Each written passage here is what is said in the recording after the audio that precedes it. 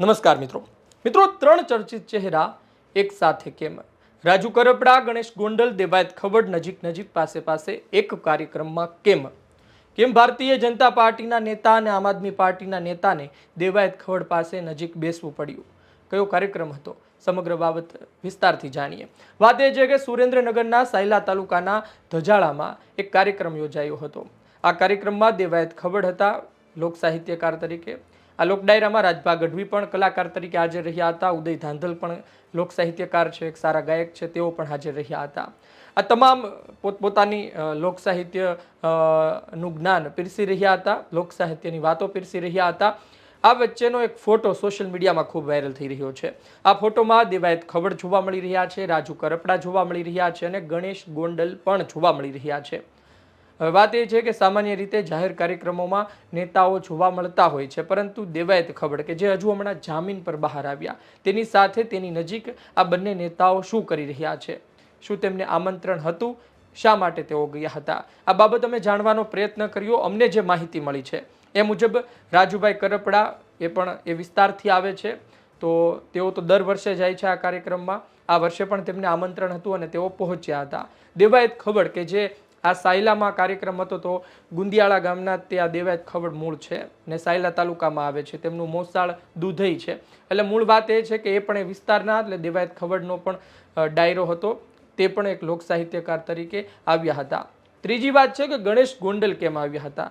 સામાન્ય રીતે ગણેશ ગોંડલ આ પ્રકારના ડાયરામાં જોવા મળતા નથી. બની શકે ગણેશ ગોંડલને આમંત્રણ હોય, અને ગણેશ ગોંડલ પોતે ડાયરાના શોખીન છે. ગણેશ જાડેજા પોતે જયરાજસિંહ જાડેજાના દીકરા છે અને ઘણા ડાયરાઓ સાંભળવા જાય છે. દેવાયત ખવડ અને તેમના વચ્ચેના સંબંધો જગ જાહેર છે. તો બની શકે કે જેલ પછીનો પહેલો પ્રોગ્રામ દેવાયત ખવડનો હોય અને દેવાયત ખવડે પોતે આમંત્રણ આપ્યું હોય અને લોમેવધામ ધજાળાથી પણ આમંત્રણ આપવામાં આવ્યું હોય, પરિણામે ગણેશ ગોંડલ હાજર રહ્યા હોય. વાત એ છે કે આ શું દર્શાવે છે? આ તસવીર પાછળની કહાની તો મેં તમને કીધી.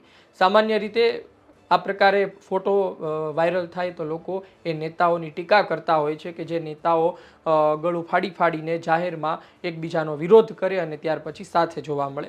તમને ઉદાહરણ તરીકે હું ભૂતકાળની ઘટના આપું. ભૂતકાળની ઘટના એ છે કે ગોપાલ ઇટાલિયા અને મોરબીના ધારાસભ્ય કાંતિભાઈ અમૃતિયા એકબીજાની સામે આવ્યા, એકબીજાને રાજીનામું ધરવાની વાત કરી.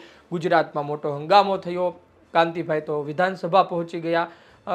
બધી વાતો થઈ, પરંતુ કોઈ રાજીનામું ના આપ્યું, જે કોઈ આપવાના પણ નહોતા.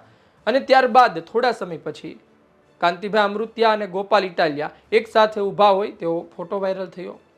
ત્યારબાદ અમરીશ ડેર અને ગોપાલ ઇટાલિયાનો પણ ફોટો વાયરલ થયો. એટલે વાત એ છે કે આ ફોટો વાયરલ થયા બાદ પણ એ જ ચર્ચાઓ શરૂ થઈ હતી કે આ નેતાઓ શું કરે છે? નેતાઓ શું જનતાને ઉલ્લુ બનાવે છે? શું જનતા સામે કંઈ બોલે અને પડદા પાછળ તેના સંબંધો કઈ હોય છે? આવી ચર્ચાઓ શરૂ થાય. જોકે ત્યારે ગોપાલ ઇટાલિયાએ આ બાબતને લઈને ખુલાસો કર્યો હતો કે વિધાનસભામાં જઈએ તો આ પ્રકારે નેતાઓ હોય છે, અને પછી ત્યાં પહોંચ્યા તો એમણે સામેથી બોલાવ્યા અને વાત કરી. અમરીશ ડેરના ફોટા પર પણ તેમણે કહ્યું હતું કે હું 10 વર્ષથી રાજકારણમાં છું, સામાન્ય રીતે આવા ફોટો હોઈ શકે. ને અમરીશ ડેર તો એ સમયે વિરોધ પક્ષના નેતા હતા, તો બની શકે કે વિરોધ પક્ષના નેતા સાથે તસવીર પડાવે. વાત એ છે કે ગણેશ ગોંડલ ભાજપના, રાજુ કરપડા આપના અને દેવાયત ખવડ હજુ જામીન પર બહાર આવ્યા. એક સારા લોક સાહિત્યકાર ખરી, પણ છેલ્લા ઘણા સમયથી બદનામીનો સામનો કરી રહ્યા છે. વાત એ છે કે રાજુ કરપડા તો આમંત્રિત હતા, ગણેશ ગોંડલ આવ્યા, તેનાથી ચર્ચાઓ વધી. દેવાયત ખવડ પણ એ વિસ્તારના છે, તો લોક સાહિત્યકાર તરીકે આવે. મહત્વની વાત એ છે કે રાજુ કરપડાના ફઈના દીકરા છે દેવાયત ખવડ.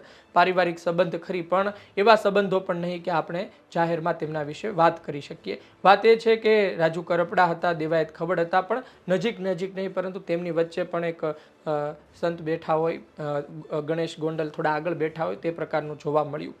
વાત એ છે કે નેતાઓની મુશ્કેલી આ હોય છે કે નેતાઓ એકબીજા વિશે બોલી દેતા હોય છે, પરંતુ ઘણી વખત જાહેર કાર્યક્રમોમાં 1-2 સોફા હોય ને પછી નેતાઓ પણ એટલા જ હોય, 3-4 નેતા હોય, તો પછી ક્યાં બેસે? નીચે તો બેસાડે નહીં, એટલે કે સોફામાં બેસાડે ને પછી નજીક બેસવું પડે. જ્યારે સામસામા આવી જાય ત્યારે મોઢા થોડા સંતાડાય, એકબીજાને હાથ પણ મેળવે, એકબીજા સાથે વાત પણ કરે, એકબીજાને ખબર અંતર પણ પૂછે અને એવું પણ કહે કે અહીં બેસી જાઓ, ત્યાં જવાની શું જરૂર છે? પણ ખેર અલગ અલગ પ્રકારના દ્રશ્યો અલગ અલગ પરિસ્થિતિમાં સામે આવતા હોય છે. આ એક વાત હતી. સામાન્ય રીતે લોક સાહિત્યકારોના કાર્યક્રમમાં આ પ્રકારે નેતાઓ જતા હોય છે, પરંતુ વિરોધ પક્ષના નેતાઓ અને સત્તાધારી પક્ષના નેતાઓ એક સાથે જોવા મળે ને એમાં પણ એવા લોક સાહિત્યકાર હોય કે જેની સતત ગુજરાતમાં ચર્ચા થતી હોય તો આપણને ચર્ચા થાય, લોકોને જાણવાની રુચિ હોય. આ માટે આ સમાચાર હતા. આપનું શું કહેવું છે કોમેન્ટ બોક્સમાં જરૂરથી લખજો. રાજુ કરપડા વિશે, ગણેશ ગોંડલ વિશે, દેવાયતભાઈ ખબડ વિશે. મહત્વની વાત એ છે અત્યાર સુધીમાં કે દેવાયત ખબડ જામીન પર બહાર આવ્યા ત્યારબાદનો આ પહેલો ડાયરો હતો અને આ પહેલો ડાયરો એમના વિસ્તારમાં જ તે, એમાં પણ જયરાજસિંહ જાડેજા સાથે, કારણ કે દેવાયત ખબડ એટલા ખ્યાતનામ કલાકાર નહોતા ત્યારથી એ જયરાજસિંહ જાડેજાના સંપર્કમાં છે, એમના વિસ્તારમાં એના ગઢમાં જઈને ડાયરા કરતા, એટલે એમના સંબંધો જગ જાહેર છે. એટલે કે પહેલો ડાયરો હોય તો એમણે આમંત્રિત કર્યા, લોકોએ આમંત્રણ આપ્યા, એ પણ સવાલો થઈ રહ્યા છે. આપનું શું કહેવું છે કોમેન્ટ બોક્સમાં જરૂરથી જણાવજો. આ વિડીયો પસંદ આવ્યું હોય લાઈક કરજો, શેર કરજો. ધન્યવાદ.